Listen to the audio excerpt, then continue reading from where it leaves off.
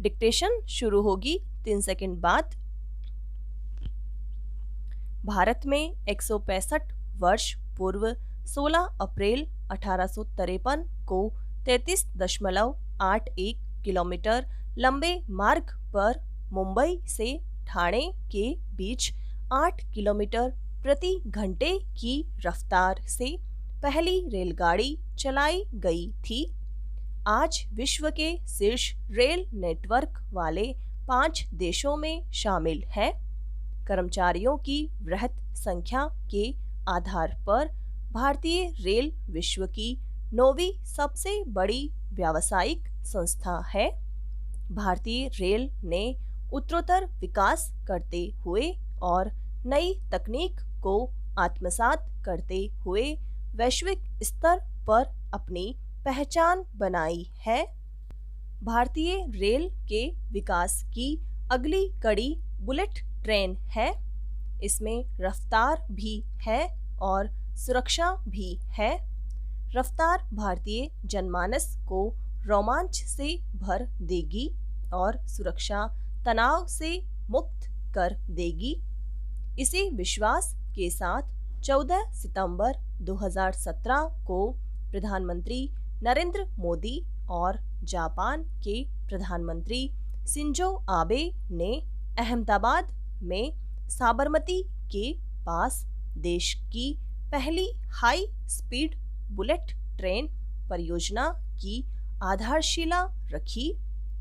भारत सरकार ने यह परियोजना जापान की सहायता से शुरू की है तथा 15 अगस्त 2022 को ट्रेन के परिचालन का लक्ष्य रखा गया है। भारत में हम जिसे बुलेट ट्रेन कहते हैं, जापान में वह शिंकानसेन कहलाती है। जापान में बुलेट ट्रेन की परिकल्पना 19वीं सदी में ही रख दी गई थी, लेकिन लगातार 2 विश्व युद्धों के कारण यह क्रियाशील नहीं हो पाई। 1930 के दशक में डंगन रेशा के नाम से शुरुआत करने की कोशिश की गई, पर यह परियोजना चल नहीं पाई। डंगन रेशा का शाब्दिक अर्थ बुलेट ट्रेन है। भारत में पहले चरण में शिंकानसेन ट्रेन मुंबई और अहमदाबाद के बीच 508 किलोमीटर की दूरी तय करेगी। भारत आने वाले 25 वर्षों में दुनिया की सबसे बड़ी अर्थव्यवस्था बनने का सपना संजोए हुए है। वह पहले ही परमाणु ताकत से लैस है और अंतरिक्ष अन्वेषण के क्षेत्र में इसने विश्वसनीय प्रगति की है और अंतर्राष्ट्रीय पटल पर अपनी उपस्थिति दर्ज कराई है। ऐसे में HSR नेटवर्क वाले देशों के विशेष क्लब में शामिल होने का भारत का यह प्रयास अत्यंत सराहनीय है, जिसने भारतीय परिवहन को एक नई उड़ान दी है। HSR के साथ साथ नए उत्पादन अड्डों और टाउनशिप को भी विस्तारित किया जाएगा। इसके लिए आवश्यक सस्ते आवासों, लॉजिस्टिक्स केंद्रों और औद्योगिक इकाइयों के खुलने से छोटे कस्बों और शहरों को भी लाभ होगा। बुलेट ट्रेन की निर्माण संबंधी गतिविधियों से इस्पात, सीमेंट और विनिर्माण जैसे संबद्ध उद्योगों को भी बढ़ावा मिलेगा। इसके अतिरिक्त रसद एवं वस्तुओं की भंडारण संबंधी मांग को भी बढ़ावा मिलेगा।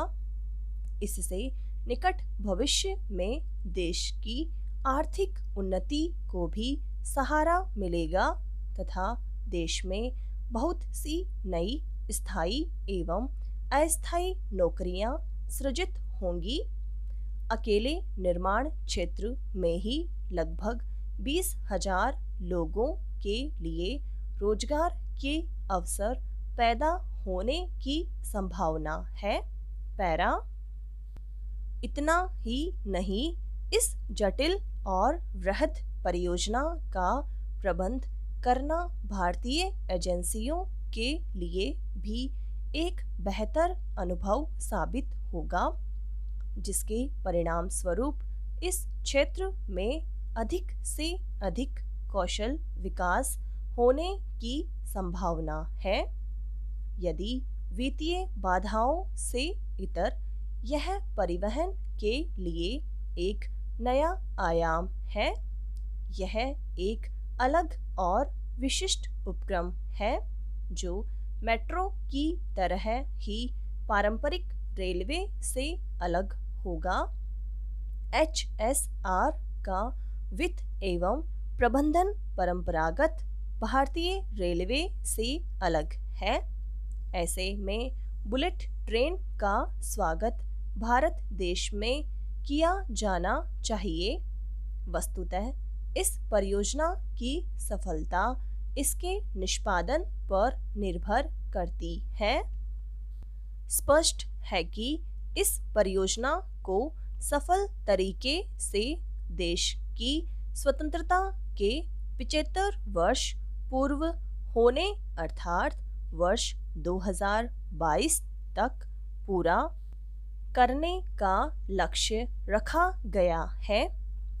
यह परियोजना न केवल भारत में कुशल परियोजना कार्यान्वयन की संस्कृति विकसित करने के लिए एक शक्तिशाली उत्प्रेरक का काम करेगी, बल्कि इससे परियोजना कार्यान्वयन के संदर्भ में वैश्विक परिदृश्य में भारत की छवि भी सुधरेगी।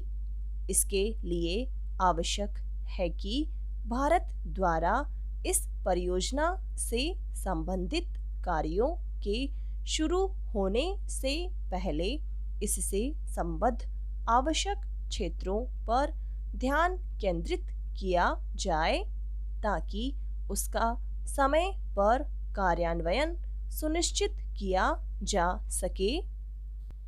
यह भारत के लिए एक परिवर्तनकारी परियोजना साबित होगी। यद्यपि भारत में बुलेट ट्रेन की राह में चुनौतियां भी कम नहीं हैं।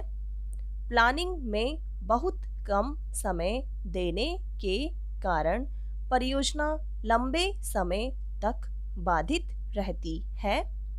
इस कारण परियोजना की लागत बहुत बढ़ जाती है।